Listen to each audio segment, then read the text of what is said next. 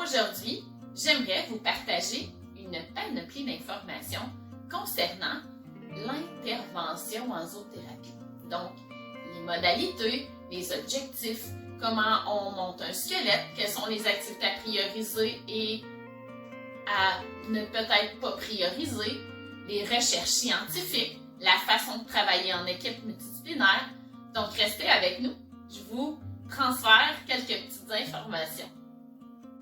Aujourd'hui, j'ai le goût de vous parler de comment établir les objectifs en équipe multidisciplinaire. En fait, souvent, je vous raconte un petit quelque chose qui est drôle. Peut-être que certains de nos clients vont se voir à l'intérieur de cela. Souvent, on va voir les professionnels qui travaillent en équipe multidisciplinaire avec nous et on leur demande « Bonjour, on va avoir un programme de zoothérapie. Quels sont les objectifs que vous aimeriez travailler avec telle personne? » Souvent, les professionnels veulent très bien faire et ils veulent passer par la lunette de la zoothérapie pour nous transmettre les objectifs. Je vous donne un exemple. Dans un établissement scolaire, nous pourrions demander quels sont les objectifs que vous aimeriez travailler avec tel élève. Souvent, les professionnels, on les voit regarder, réfléchir.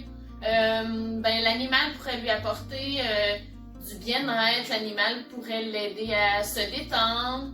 Et puis là, souvent, ça s'arrête là. Hein? En fait, ce qui est important de vous dire, les professionnels qui travaillent en équipe multidisciplinaire avec un zoothérapeute, c'est que souvent, quand vous répondez à des questions de cette façon-là, c'est souvent que vous voulez bien faire puis vous êtes en train de penser en mode zoothérapie. Qu'est-ce que l'animal pourrait apporter?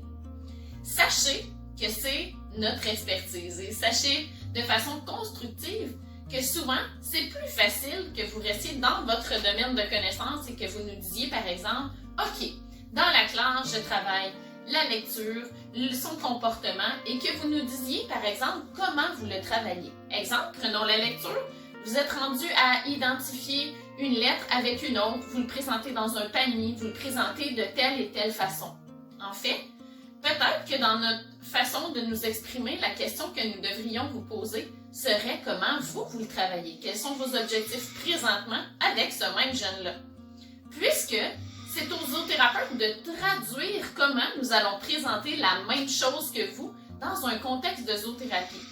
Puisque sachez que chacun des professionnels en zoothérapie devrait avoir une très belle créativité et être capable d'aller vous joindre dans les objectifs que vous travaillez.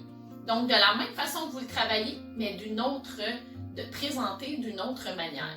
C'est super important, puisque quand on travaille en zoothérapie, on travaille en parallèle avec vous, les professionnels. Donc, l'important, c'est de bien établir nos objectifs.